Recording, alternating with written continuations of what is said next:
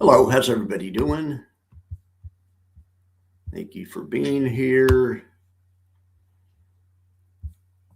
I was going to try to do this stream a little bit early today, and I'm only 1 minute early, so I could take Jackson on a walk. All right. Speaking of Jackson, hey, buddy, you want to make an appearance? Jackson walked right in when I started talking. Hey, buddy. All right. Let's see what's going on.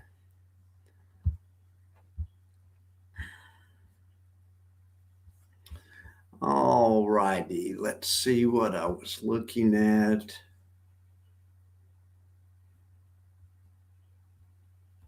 Yeah, the divas. This is where I was. All right, we'll get to the divas in a second. Let's look at the market first. All right, man, Bitcoin sold off into the end of the day. What the heck? I mean, it went from 94.5. It looks like just about.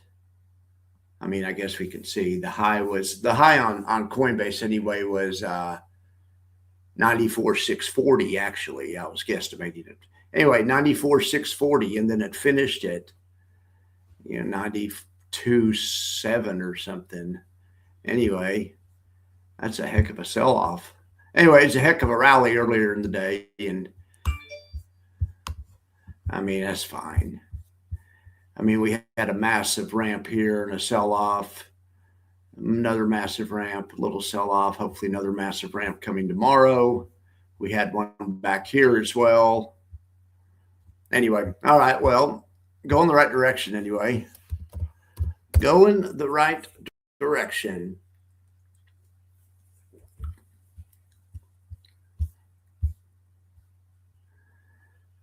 Caused SPY to sell off a little bit into the end of the day also. But in the broader scheme of things, it looks like it's just balancing around this. The SPY's balancing around a high volume area, high volume node. Anyway, everything looks good. Better than it did a few weeks ago, right? Way better than it did a few weeks ago. Really, is Strategy selling Bitcoin? Man, and I don't know. I haven't looked at LFGY. We'll look at LFGY bond. I haven't looked at it. I sold all of mine back in October. But I'd done well with it. But I bought it in April and sold it in October before the real damage was done. All right, let's go. But let's look at LFGY though. What did happen to LFGY? That's a darn good question, and we can look here because LFGY is a diva. It's an understudy, but I mean, it's still it's a diva in waiting or whatever. Yeah, it was down today, and WPay was down today. Really?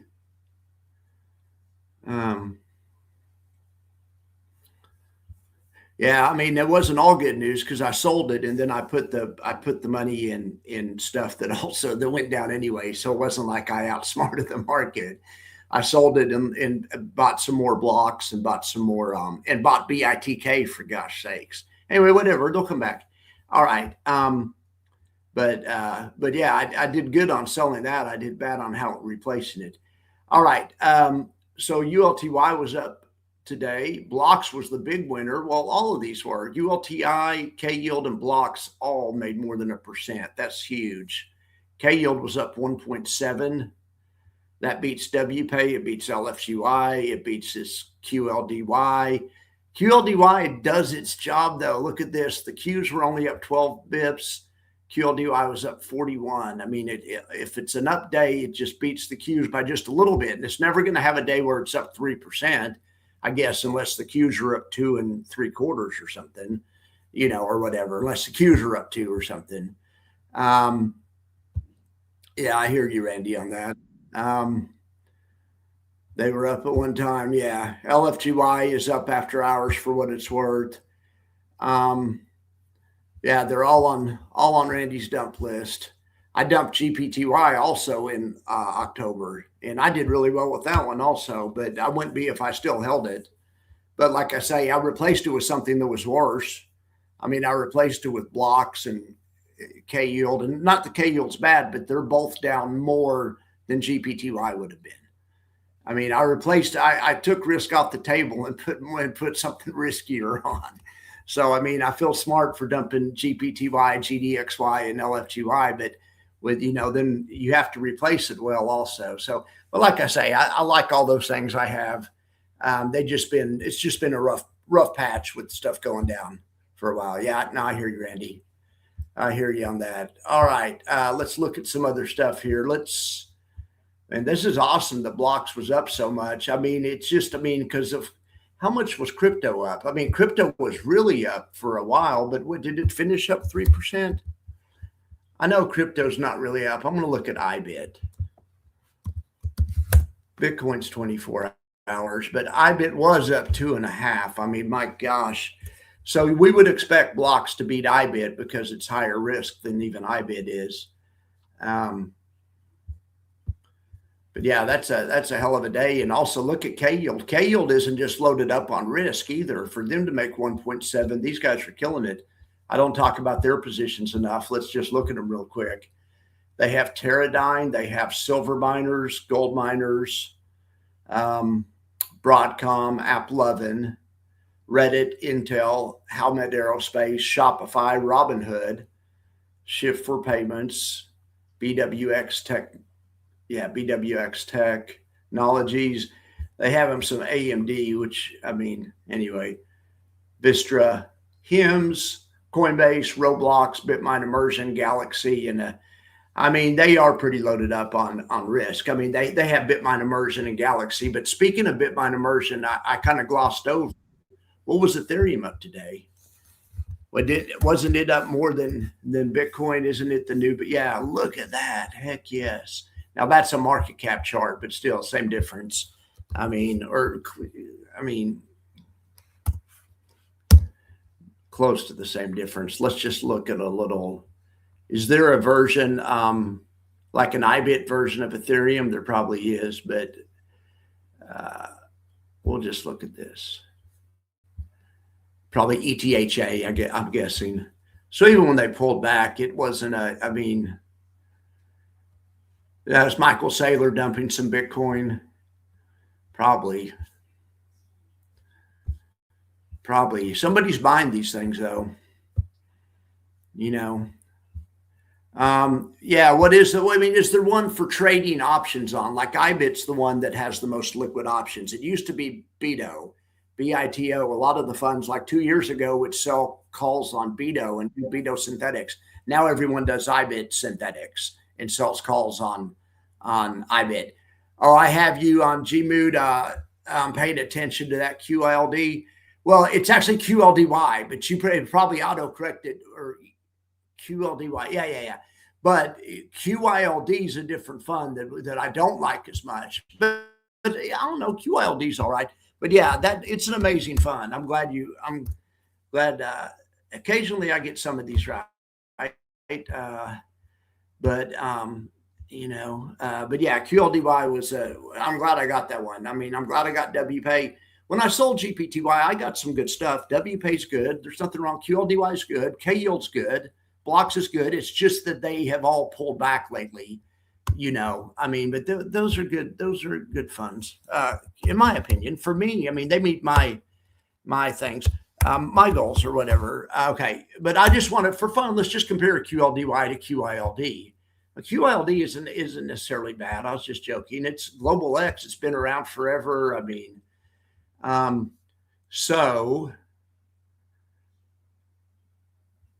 mean, that's really a good look for Global X right there. Global X beating Defiance.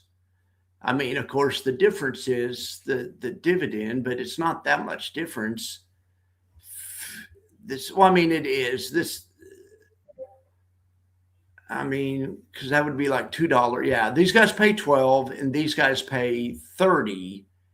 So, because if that would be like 760, $14, 28, 30, yeah, 20, maybe high 20s or something like that. And so it is quite a difference in dividends. You can see QILD even had positive NAV, and that's almost a quarter. So this is kind of like looking at a max factor episode. And to be fair, QILD, or the daily factor, and QILD has been really high on the daily factor lately. And I think it's because some of the riskier ETFs have pulled back, you know. But anyway, but I mean, QLD is not looking terrible there if you could use a 12% dividend. But yeah, QLDY is amazing. The best case for QLDY is when you put it against the Qs. It follows just right along with it, and it does a little. Well, it depends. It can do better on the way up, but I don't really see an instance of it. Right here, it passed it for a little bit, but then as soon as the market goes down, it gets behind. But then if it goes up long enough, it catches up. It's just a game of, you know, it's as close as it can be and pay a dividend. This is one of the most efficient funds that I've seen. Now, I mean, it's not going to do great in a down market, but nothing really does. Anyway, but yeah, I'm glad you got something out of that, G-Mood. Yeah. Hey, Mayor, what's up, man? What is up, man? Yeah, I know. I got you. I know what you mean. G-Mood. So Randy picked up some VU, VTI. Yeah, some growth stuff.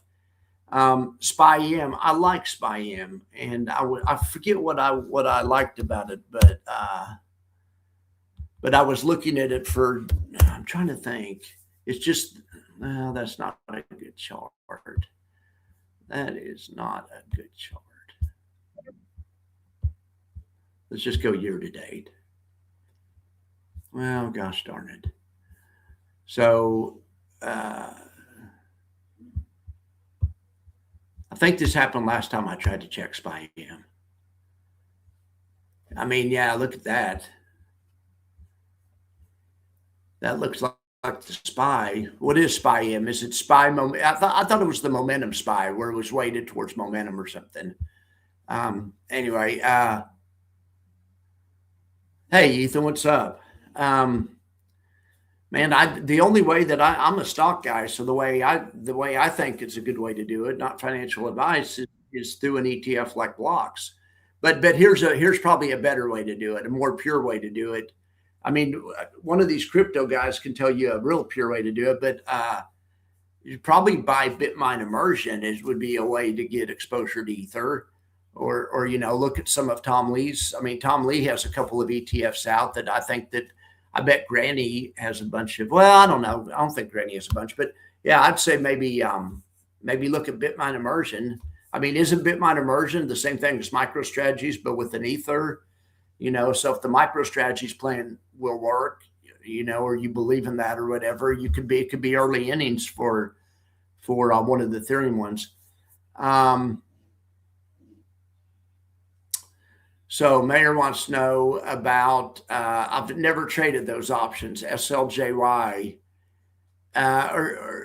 Oh yeah, it's capturing too little of that. Okay, yeah, and that's the other thing. I don't even know the symbols. SLJY is the high yield fund, and SILJ is the actual underline. Okay, well, sometimes why that happens. Let me look at something really quick. But I think I get where you're going with that. Some different products have better or worse options as far as liquidity goes, and IV and also I think some of these underlines are just too volatile. You know, you can, you know what I'm saying? I think some underlines, the way they move, don't lend themselves to these types of strategies.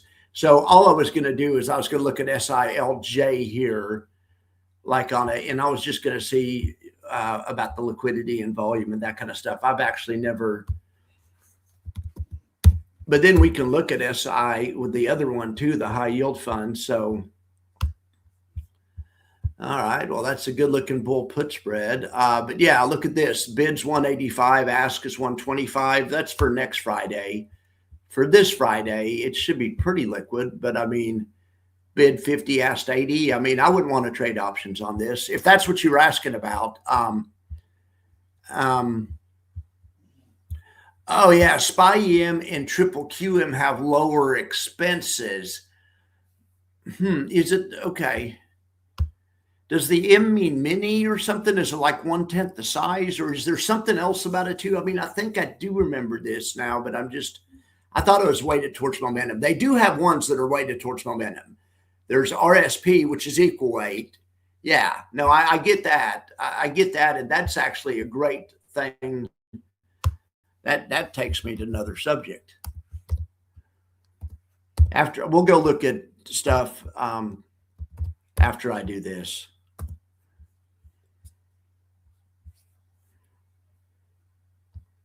But yeah, a lot of people like to look, or people I follow look at the ratio of RSP versus the SPY, and I forget what it tells you. I guess risk on and risk off. I mean,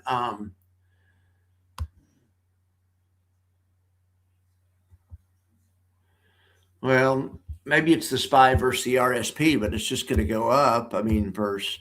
But I've seen people use this before, but I can't really tell much about it. I mean,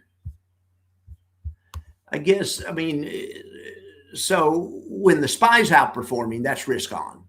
So this, yeah, so SPY divided by RSP is a definitely risk on, risk off is actually how people use this. So you could, I know that's not what you asked, or I just where my mind's going. But yeah, you could say as long as that's alive, you know, we're good. Although you could see other times it broke.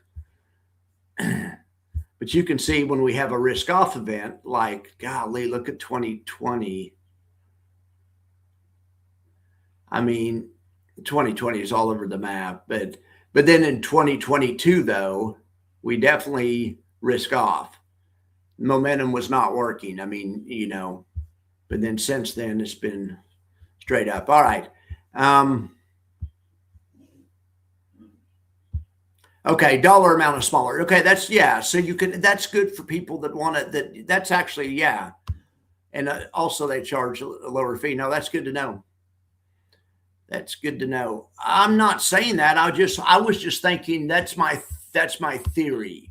And now that I'm looking at the option, I mean, I wouldn't want to do, I mean, you know, we could look at any number of anythings and the spread will be like a nickel or a dime. So I mean, you know, I don't know, but these, I mean, that's my thesis. Also, here's my other real thesis, and it's something that no one talks about, and I've been trying to hit on it. It is the path dependency means everything, you know, with the return, especially these high yield funds, because as like I always tell you guys, they keep paying you no matter what, even if the market's going down. When the market's going down, the stuff they're selling options on is losing money, and they're paying you, so it's a double whammy. But in any event, let me show you this.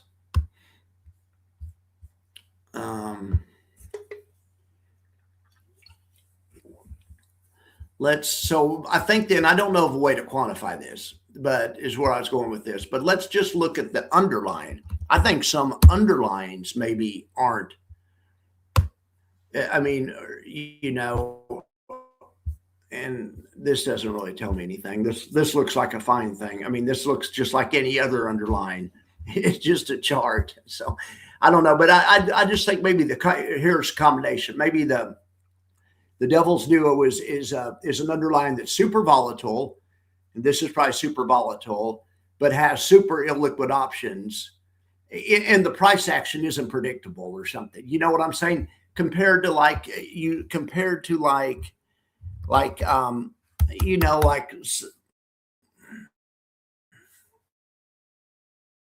like one of these like FEPI or something. FEPI sells monthly options on super biggie. You know what I'm saying? There's some strategies with some underlines that lead themselves to stability and some that don't. And so that's my thesis. But I really think the risk, it's not just if the market goes up or down from point A to point B, it's how it gets there, and the how it gets there part is a, you know, it's a complicating factor in these high yield funds. Hey, Mark, how are you? But yeah, it's just a hypothesis.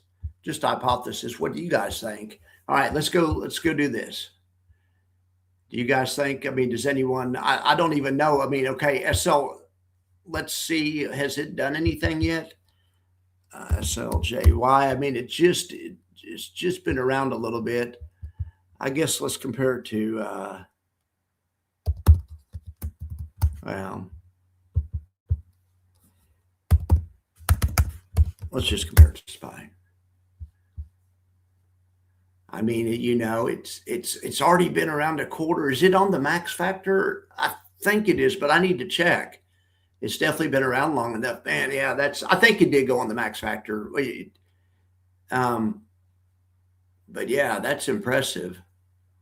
Look at that, and you get $1.50. The assets are appreciating. That's the key to any of these. Pick one where the assets appreciate, and you can maybe have a chance at the shares at your price appreciating, or at least staying stable. And you get the dividends like gravy. It's like free money when the assets are blowing up. Yeah, that's a good look.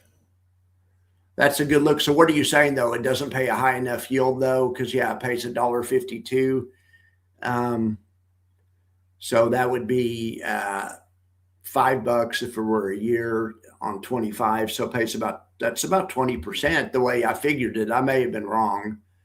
But yeah, do you think it should pay more like 40%? It may not be worth it. If it just pays 20% and you feel like more like 40, yeah, I could see that maybe being a problem.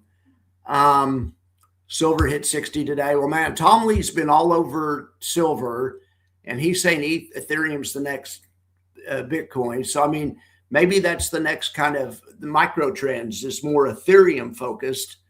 And also, metal's still hot, but it'll go more to silver. All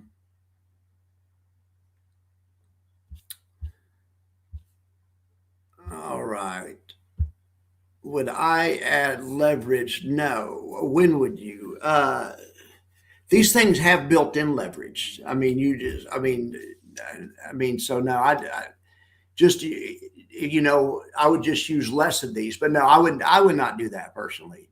These things are like, it's not really leverage in the sense, but it's a different kind of leverage because you're getting a stream of income, but you're trading anyway. So you're getting something extra and you're getting something early.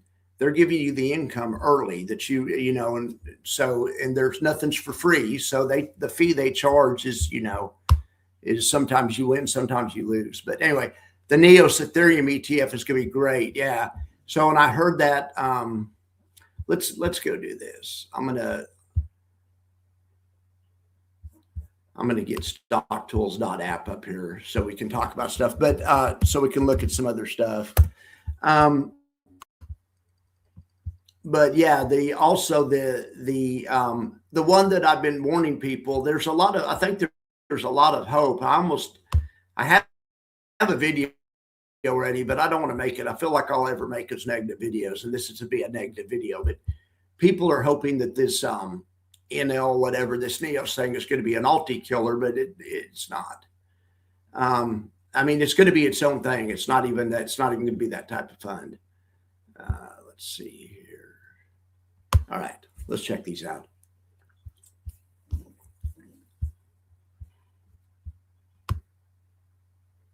It's not going to be what I hoped either. I was hoping to be a salty and alti combo, and it's not going to be that either. It's just another. It's just going to be another ETF, but it may be good. I mean, I don't know. There's already long short funds out there, just none of them pay a dividend. All this is doing is selling SPY options or SPX options to pay a dividend. But if the market goes down, this will have all the same problems as any other fund. It's not going to. I was hoping it would be like and stuff like that. But so anyway, I'm not going to make the video, but I've told you guys about it. But I'll do this. I'll review. I'm not saying it's going to be bad. That's good. I'm glad to hear that, Randy. Neos does a good job. I have no doubt it'll be a good fund. Neos, what they do is they sell monthly options instead of weekly, and those don't make as much, so they don't overpay as much. And yeah, they do a great job. So what did you ask Matthew Tuttle? Didn't you go the other day? I thought you'd already been to that. I went once too, but okay. You asked Matthew Tuttle, what would happen if you did a 0DT and 20% leverage?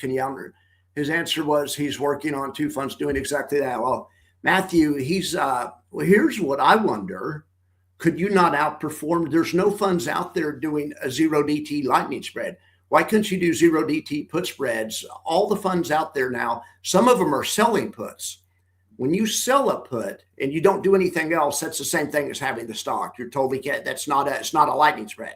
There are funds that are doing that. And then there are funds that own either the underlying or a deep in the money option, and they're selling a daily call against it.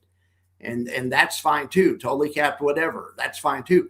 Why doesn't Matthew come out with a fund that sells a daily put spread, that hits about 80% of the time, or, goes out there to like a 20 delta, sells a 20-10 put spread and pays about a 24% yield and has all the upside in the world. I mean, has the same upside as whatever the market does. In other words, why isn't there a 0 DT lightning spread?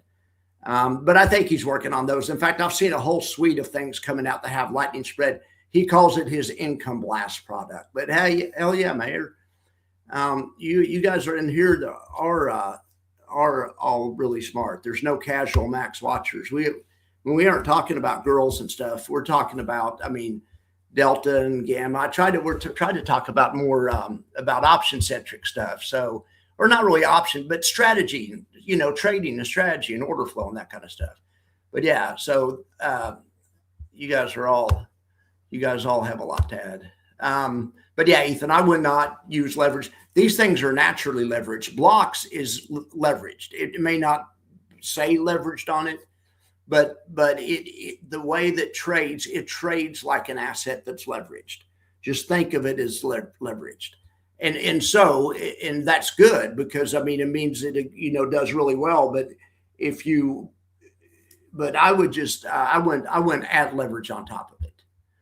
Oh, and I'm sorry I missed that thing. I have a thing with my Twitter, and it's not just me, it's a lot of people. I get on to Spaces for like 5 minutes, and then I get cut off and have to sign back in and do that multiple times. I forget. I can do it on my phone and it works, but it doesn't work online. And then I decided to do some other stuff. Anyway, I'll be interested in hearing if you have anything to tell us about it, you can put it in Twitter or something. Or I need to go listen to it myself. I'm trying to think if I have a question for you. Does he bringing out any new funds? He plays stuff so close to the vest. You don't really get much from Howard. Now, Matthew Tuttle's a different story. He's in there telling Mayor about funds he's bringing out. And that would be awesome. 20% leverage plus ODTE. That who else is doing that? Heck, I think he's already doing that because that's TDAC. Matthew Tuttle is the sub-advisor for TDAC and T-SPY. And aren't they doing 20% leverage versions of TDAC and T-SPY? I think I've seen a prospectus somewhere. So yeah, maybe that's what he meant. But anyway, I hope that was a good Spaces. I'll go listen to that later. I need to send out my invites for my Friday show today. I was just, and he said there's a few ones coming out before Christmas. Awesome. Well, I can't wait. I talked to David, the guy from Quantify, and I think he's going to be on the channel on the 24th. All right. But anyway, let's see who did best on a one-day basis. This is the new buffer report, basically. MSTW, great job. Look at BITX. Hell yes. That's what I'm talking about, man. That is what I am talking about. I'm still so far underwater in that thing, probably. Oh my gosh. All right. MST, heck yes. YETH, heck yes. Maxi, IMST, heck yes. Maxi used to do the same thing that this fund that's coming out tomorrow by Neos does. And it's selling options in the SPX. Maxi used to do it too, just because they were liquid, even though Maxi has nothing to do with the SPX. It's an income fund. When I first looked at this, they charged it a super high expense ratio. I remember I reviewed one of these funds when it first came out. But they, at the time, they owned Bitcoin somehow, and they sold S&P put spreads for income. And then they paid that out. In any event. So I think other people have thought of this before, and the long short portfolio is really going to be two strategies. It's going to be a long short portfolio. It's going to have nothing to do with the put spreads. There's no algorithmic thing. There's nothing like that. It's just going to have a long short portfolio, which will be great if they do a good job picking their longs and shorts out. That'll be awesome. Hopefully that will appreciate, and hopefully but it's still net long. So the portfolio will still go down in a bear market because it's double long and single short. So between the two of them, it's still a long portfolio. So, but anyway, hopefully the idea is it won't go down as much because their shorts will be, bad stocks that they shorted. And then independent of that, it's going to be selling options in the SPX, put spreads. Put spreads in the SPX will do well as long as the market goes up. But it should be an interesting fund. But I'll wait till it comes out. The fees will be higher on NLSI due to the cost of shorting. Yeah. And you look, they're going to have their long positions are going to be between 3 and 7% of the fund, and their short each. And they're going to have 15 to 20 or something. And their short positions are going to be between 1.5 and like 3.5%. And they're going to be on leverage. They're double long. Their long positions are going to be, they're going to be double long. It's actually not double long. It said 120 long, and it said 60 short. So I don't know. So I guess maybe they're unleveraging but anyway, whatever, they're still net long. So, it should be interesting. But they're just going to sell SPX puts. But NEOS will be doing it. So I bet they sell puts in the monthly time frame. I bet it pays 15% or something. It's not going to be a ULTY competitor. Anyway, all right, Marcus, you mean a copper income fund coming from Curve? Yeah, that would be cool. Isn't there a platinum one coming, or there's several coming? Isn't there? There's more than just copper. I heard of like isn't there? There already is a platinum one or something. All right. Anyway, you can see today it was anything Bitcoin related. MicroStrategies, Bitcoin, Ethereum, Maxi, iMist, Coinbase, and TSLW is the first one that's not just directly Bitcoin related. Blocks is directly Bitcoin related, but heck yes, man, I like to see you up there, Blocks. I'd like to see you up there. YBTC, BTGD, yeah, that's David, the guy from Quantify, is going to be on Christmas Eve. Now he's also going to call in on the Friday show. He's going to be on for 20 minutes on Friday. The guy from Quantify, David, and going to be on Christmas Eve. He could do it either Christmas Eve or after Christmas, and I'm going to be traveling after Christmas, and so I thought we better get it done. But look at this, Biddy even got in on the action. Heck yes, Biddy. AVGW, BITO, that's the one everyone used to use to sell options. The funds used to use Carvani, but that's like a year and a half ago. GDXY is killing it. Anyway, you could see here pretty much everything up here is either Bitcoin or Bitcoin adjacent. There's Morrow. Other than the gold and silver that snuck in. All right, now let's look at it on a weekly basis. See who's ahead for the week. Or for 5 days. It's not just for the calendar week.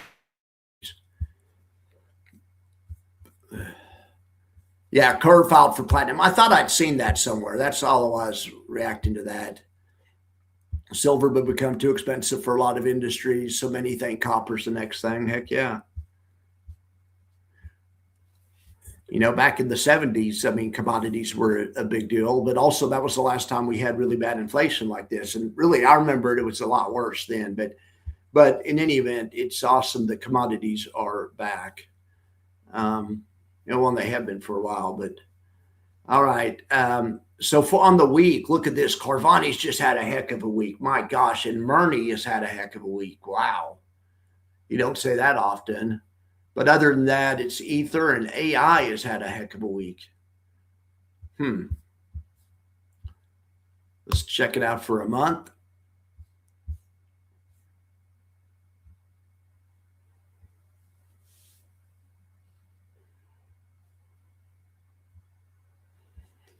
It's the month of Carvani and AVGW and winter, unfortunately. Man, you could have had winter all month long and been up 17%. But then if you had one of the MicroStrategy surrogates just this week, if you, I mean, that would have been a heck of a pairs trade. Or if you'd sold winter sometime and flipped into the other one. NLSI will complete your high yield set. Yeah. Like I said, I don't really know how high the yield's going to be. I'm thinking 14, 15, something like that. We'll see. We shall see. But I'm sure it'll be quality yield. I'm not saying that, but I was just hoping for a hedge fund. Somebody needs to bring out an alty-salty combo. There's people doing that already and probably not doing that as effective as managers could do it. And there's already funds. I've told the guy from Quantify, that's all Quantify is. Why can't, if they could do a Bitcoin and gold, why can't they do an alty and salty? Or it doesn't have to be alty and salty, but do an income option portfolio that's delta neutral and that still pays a yield. Anyway, he said they're working on stuff like that he can't talk about. That may be kind of like that or something. Is what he said. Who knows?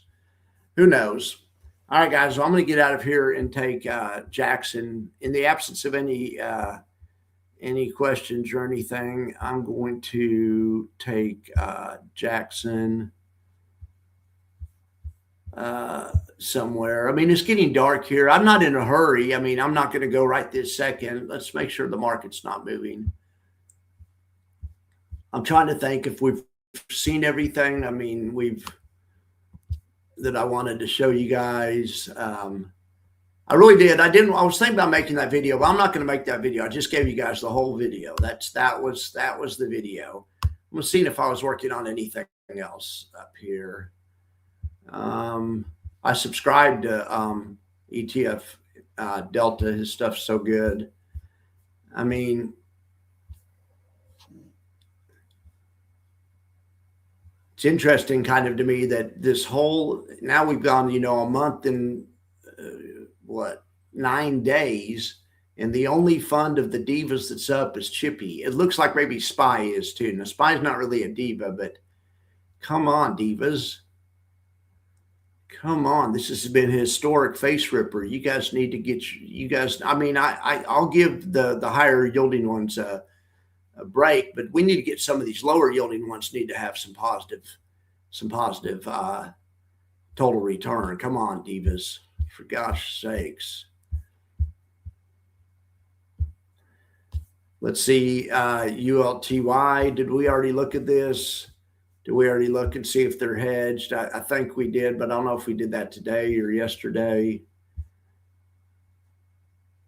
Well, it looks like AI didn't get the, oh yeah, maybe so. Yeah, they did it. Okay, they made the column sortable. Okay, 140, 53, 33. I'm just looking to see if it looks like they're hedged, and it doesn't, which is good because the market's going up. They're doing well.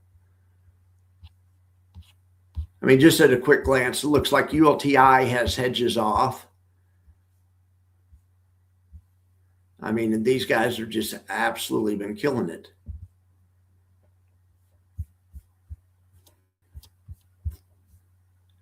K yield, they don't really, they do a different thing. They do their own thing. Yeah, Carvana got put in the S&P. Yeah. What about box spreads? NLSI will complete your, I didn't get the idea NLSI was doing box spreads. It just says they're selling put spreads. I mean, it's a good plan. I mean, put spreads are awesome. So basically it's a synthetic lightning spread because they have a portfolio of stocks that's going to be long. I mean, long short, but it's going to be net long. So they have an asset. They want the market to go up, or they at least want their long stocks to go up more than their short stocks, whatever, go down. But so then in addition to that, they're just going to be selling spreads on the SPX. So that gives them the 60-40 tax advantage. And so that it gives them, where you get most of your income in a better tax advantage way. Super liquid. There's like the spreads are super tight. The traders can get in and out as many of those as they want. And so, but the only thing you're betting on is for not to have a big down move in the S&P. But if you have a big down move in the S&P, I mean, any strategy gets hurt. Covered call strategy gets hurt too, because the synthetic loses money, or whatever. I mean, anything is. So it's basically I like that. I like their idea. I think if they can do a good job selling and if they sell options in the monthly time frame, which I suspect they will, it won't be as volatile, and they'll make 14-15% and pay that out. And then you should have a stock portfolio that should hopefully go up if they do a good job picking, the ones. But they aren't. Some of these other companies, like even FEPI, which is a good fund, they pick out individual stocks and they sell options on those individual stocks. Well, that creates a whole nother set of problems, and YieldMax does that too. But anyway, I like that. So I like what NLSI is doing. It's probably going to be a great fund. It's just not what I was hoping for. Is my only point I'm trying to say. But I don't want people to think it's not a great fund. But anyway, yeah, you guys, that's the whole video. That's everything I was going to talk about. And I was going to mention also that there's already other funds out there that do the same thing. And I was going to look at this. Where's FinViz? Yes, there's one called EHLS, Even Herd Long Short ETF. There's a lot of them. There's one called CLSE, and these usually don't pay a yield, or sometimes they pay a little because they're shorting stocks, and sometimes they generate a little yield. I mean, but it's not you wouldn't call it a yielding, and this one looks really good. So if a person could take this portfolio, I don't know who the heck Convergys is, but if they could take that portfolio and sell put spreads on top of it, it would be, that it should just be a net positive. I mean, yeah, the put spreads don't always make money, but they get an income. And if you could generate an income without capping your upside, and the upside of your asset looks like that, even though the put spreads don't always make money, anyway, this is a pretty good looking, that's a pretty good looking chart. So look at these guys. What do they have? NVIDIA, Broadcom, Micron. So look, it looks like they're just overweight in big tech. And then they have a lot of stocks. And then here's their shorts: Howard Hughes Holdings, First Advantage. I mean, who knows? DuPont, ONON. And so they have some shorts and they have some longs. Anyway, so no, it's an interesting strategy. And this has nothing to do with the one I'm talking about, but this thing has a track record. And so, yeah, this could be an interesting investment. Because let's look at this thing's 10-year track record, or 3-year, 78% in 3 years. So if you could do this strategy and put options on top of it and pay a 12 to 14% yield, heck yeah, it looks like a Marcus special, right? Yeah, it looks like, and Boyne does make money. Absolutely. I'm just giving you guys a hard time. Yeah. Why don't they have a Dow fund? I think they maybe do have a Dow fund. Diversification and stability. Yeah. CPZ pays 10% dividend, and that's a long short. That's good to know. Thank you, Alan. Good to know. Let's go check out Yeah, Calamos. I love Calamos too. I mean, I forgot about this one. CAIQ's one I always talk about. It doesn't really do that great. I mean, but do you guys remember? Okay, this, yeah. So that one, yeah, and it pays 12%. Absolutely. It looks like their long short strategy. It looks to me like their shorts aren't performing or something. Who knows? Maybe their longs aren't performing. What is this? Oh, this is a closed-end fund, so we don't get top 10 positions. But it looks to me like they were maybe long Bitcoin or short something that was inversely correlated to Bitcoin, or maybe they were, anyway, yeah, they had a little situation come up there. Oh, well. So it's like anything else, that really the options are secondary in any of these funds. It's what the underlying is what matters more. I mean, yeah, the options matter. But it's the underlying really matters. But yeah, I say I like this chart. I want this fund. with put spreads on top, and you have a synthetic, um, a synthetic lightning spread situation. Yeah, so I mean that's a good looking fund right there. I mean, see how much money they have under management at $250 million. Convergys Investment Partners. So here's one that we haven't talked about in a long time. But I showed this one to you guys a long time ago. SNTH. I discovered this one somewhere. MRP Synth Equity. This thing is a freaking beast. This thing is a beast. Well, maybe not that much of a beast. It's up 16% for the half year. But it's what they do is just such a good strategy. It's like a buffer fund. They can only lose about 15%, but they don't do it by buying puts. They do it by only spending about 15% of their account on calls. So they use a little bit of leverage. They use SPX calls, and even if the SPX goes to zero, they do another call every quarter. Their call loses 15%, the whole fund, and the rest of the fund they buy T-bills, and but they get full upside. If the market goes up, they don't pay a yield, but I think this is a really cool idea. They have 128 million under management, but yeah, all they have is about 80% in T-bills, and then they have the few call options. And this goes out till next year. But what they do is they buy the call options where they'll still get, if the market keeps going up, they'll make money. But if the market goes down, those options, they don't put more than 15% of the fund in. So they can't. So it's like a 15% buffer fund. So, or, 15%. I don't know if it's actually a buffer fund or that it'd be because buffer funds, you don't start losing until you get to 15%, but then you can keep losing. This one, the max you can lose is 15%. That's different than a buffer fund. That's like a floor fund. But anyway,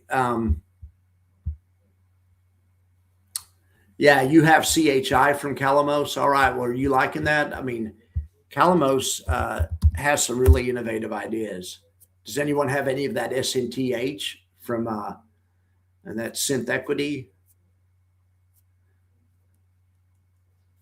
Full upside. It's a full upside buffer fund. Most buffer funds sell calls to buy puts, and that's all right. But the selling call part, so these guys have figured out a way a way around it. Yeah. So this is a convertible opportunity. Okay. So cool. So it's a closed-end fund, so we can't really see much about it. But yeah, looks like it's steady and paying about 10%. Heck yeah. Heck yeah. What's ORR? Is that? Let's look that one up, Marcus. ORR.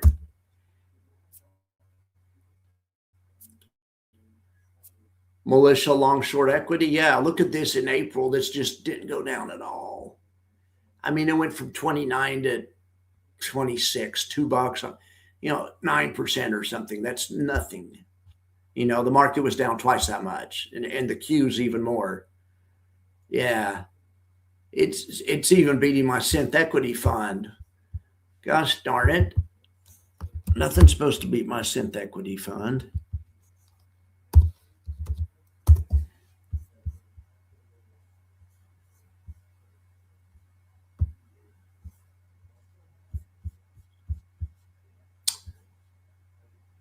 No, my Synth Equity's dominating.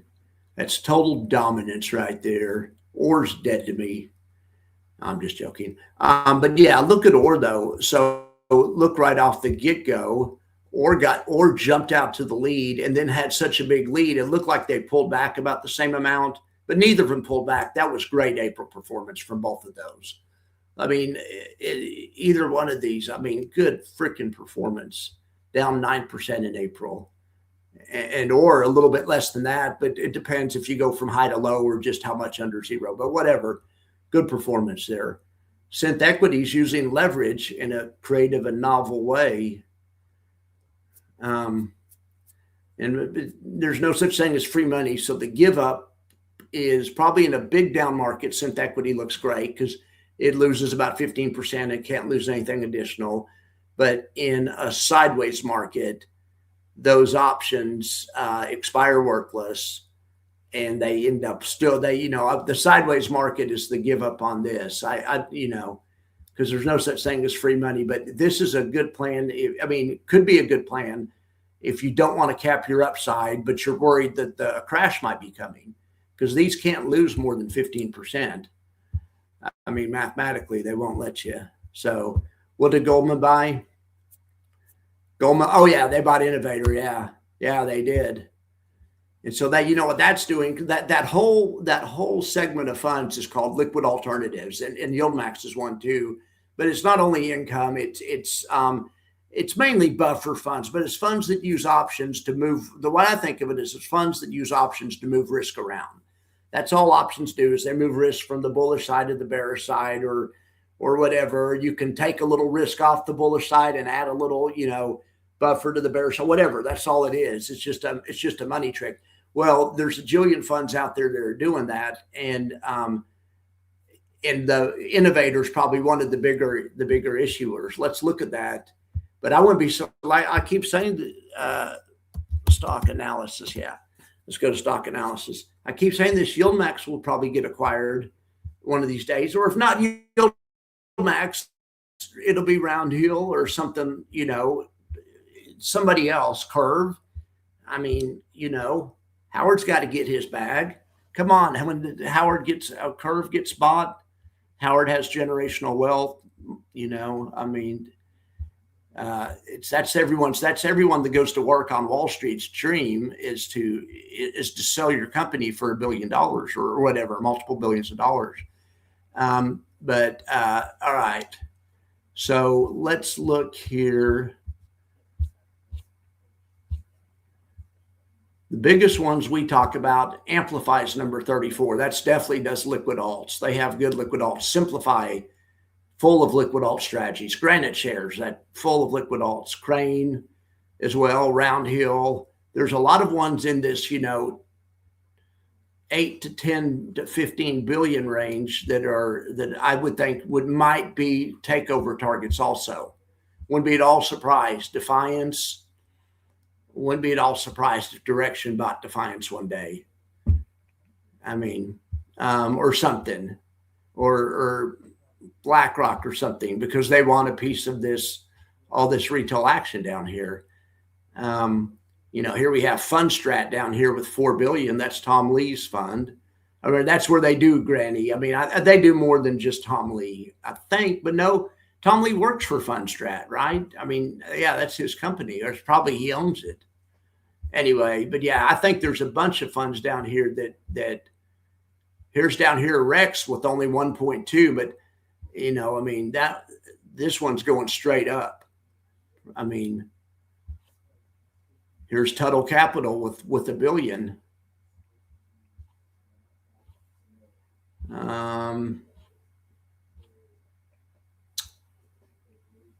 Seeing if we see anything else. Look, there's one called Max with $500 million. Never heard of the Max ETF or the Max. There's nothing I can click on or whatever. Probably just something, who knows. All right. But yeah, the good ones, or the ones that we always talk about, are right here. The big companies won't touch this. Look, none of the big companies. I mean, JP Morgan has, and I mean, they have 2 or 3 high yield funds up here. GPIQ, GPIX. I mean, 1 or 2, VanEck. But then you get down here to, and ProShares probably more than any of these others has some liquid alts.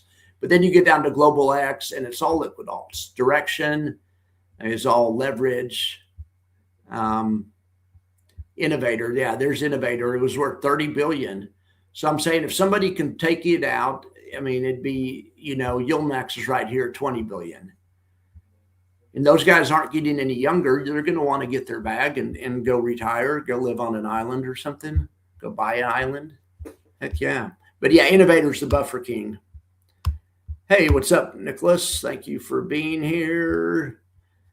Thank you for being here. Or, okay, so I'm going to catch up with the comments. Or is another that actually shorts some yield max and QYLD, does not pay dividends. QYLD does not pay dividends. Yeah, okay, but or, okay, so I didn't know that. Or shorts some yield max. Anyway, or yeah, or looked pretty good. I noticed that or wasn't beating the one I put up against it. I'm just joking. But yeah, so there's some other ones that are kind of like that I like also. And I probably told you guys about these before, but the one that comes to mind is called Chaos. And I kind of like this one. It's kind of this is a little different than or. It's not really long short, but it's somehow it's kind of long. The chart goes up and to the right slowly, but it can go way up in times of crisis, like it did in April. They do some kind of, I'm not really sure what they do.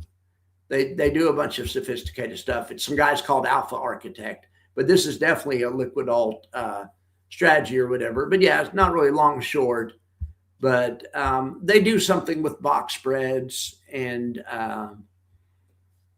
but I don't know how they get the tail risk, how they make money when the market craters, what they're doing. Because most times when you buy tail risk, the fund bleeds, but this fund doesn't bleed, but has tail risk. So Matthew Tuttle's supposed to come out with one like that. I think it's going to be after the first of the year. So anyway, but yeah, I wouldn't be surprised to see other ones get taken out in the space. Wouldn't be at all surprised. Goldman must have too. Of course, of course they do. Chaos is super slept on. I agree with that, Marcus. And yeah, I'm hoping Ono will do the same thing as Chaos. Exactly right. That's what I'm hoping to. Dude, and I was going to do a video on that, but I read the prospectus. The prospectus, it doesn't really give away that much. I'm going to have to wait until that one comes out to really know anything. It just has a bunch of words on it. I'm going to have to see what they're doing. I don't like to, I'm just joking. It actually wasn't a bad prospectus, but there's one of them on there, Rex, that absolutely has a prospectus that could be anything. They have a prospectus. I can't even tell for what fund it is. I think it's their fund of funds. And I think that's why Marcus gave it to me, because we think it might be, but it is just so broad. It just doesn't, it gives no clues. All right, Randy, what are you doing here? You're looking at Hyde by Alpha Architects. Yeah. Now, I don't know if Dan's in here, but Dan went to an Alpha Architect webinar and talked to those guys. I was supposed to go too, but I forgot about it. But yeah, so the one I always talk about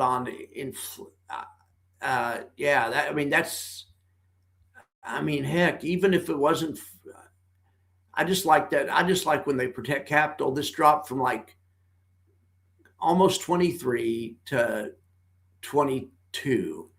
That's nothing. That's nothing. And then it came back and took out its high. Yeah, that looks like a good one. I always talk about this one when I talk about inflation protection. I don't know if this is really inflation protection, but it's interest rate protection. It makes money if interest rates go up, and it's done well at times, and it pays a small yield too. Yeah, and you can see its record is actually pretty good. And it pays like a 5.71% yield, and it was positive in 2022. Because interest rates were skyrocketing. But yeah, that's from Folio Beyond, Alternative Income and Hedge. But yeah, Hyde could be a good one too. Hyde, Riser, I think they're similar. They do similar things. Yeah, but of course, Goldman Sachs is as blue-blooded as it gets. There's Goldman Sachs. But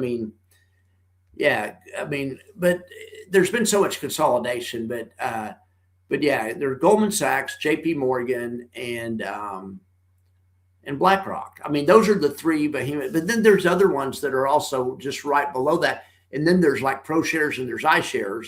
And one of those is BlackRock's, and one of those is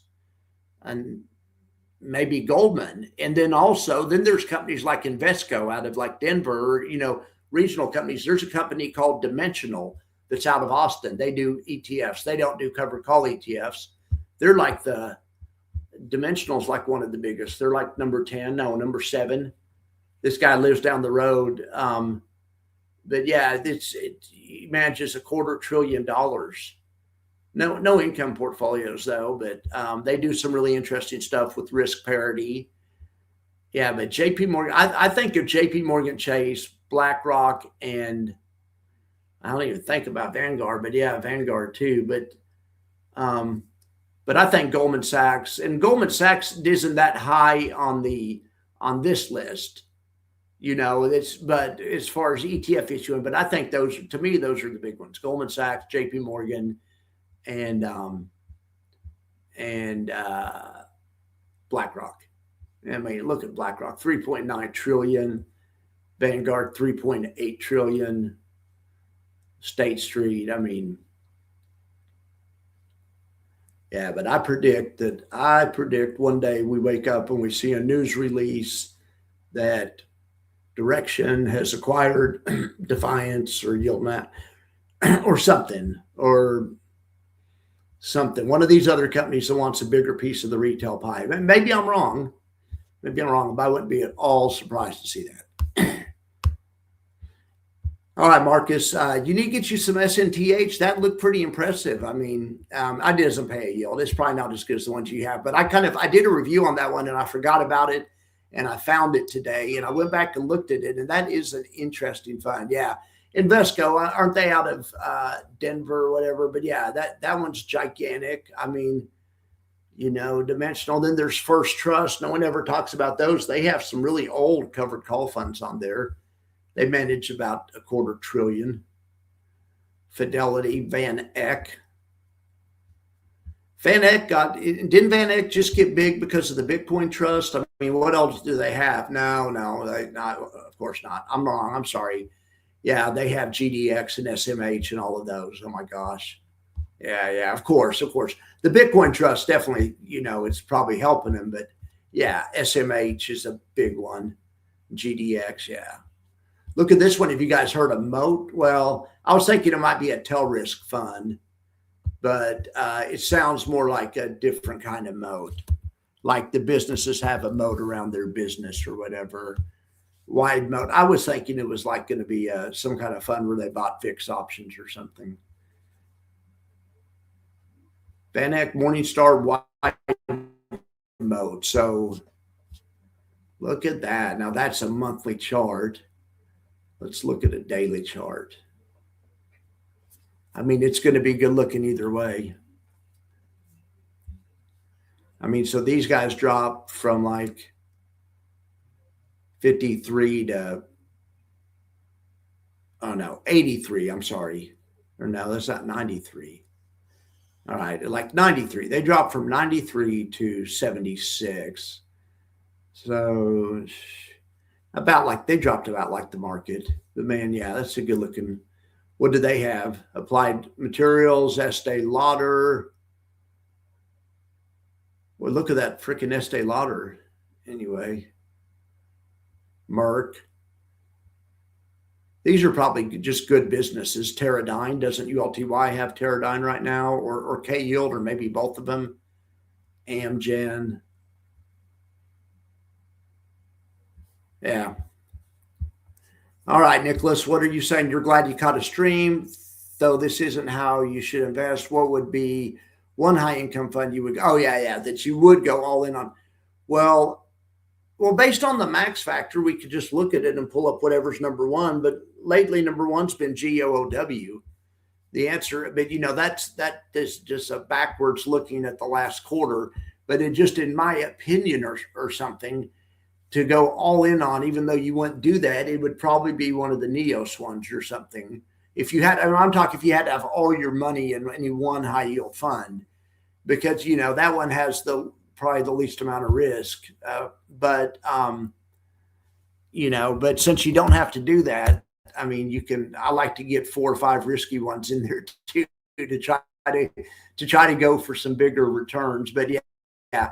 But all in on something like this, or is something from, even something like from QDT, from Round Hill or something, but probably Triple QI or SPY.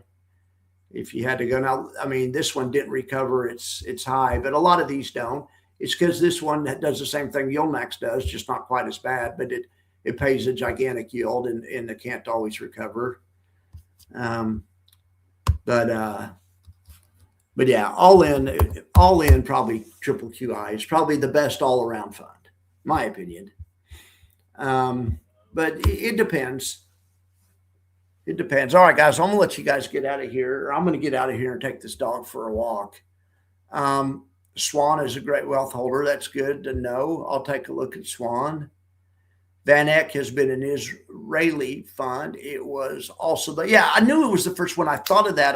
All I could think is Bitcoin. But anyway, but then I felt so stupid when I looked at their biggest ones, SMH and GDX. Those are monster freaking funds that have been around forever. I forget about that. I forget about the old Van Eck. I just associated with Bitcoin. Anyway, all right, guys. Well, thank you all for being here. I appreciate it. And I'll be back at about 8 o'clock tonight or probably 9 o'clock your time with the Daily Factor, and it's Tesla Tuesday. So be here we'll also look at NVIDIA and maybe Google. And I'll try, maybe when we can look at that question according to Max Factor, but just if you wanted my opinion, I say Triple QI.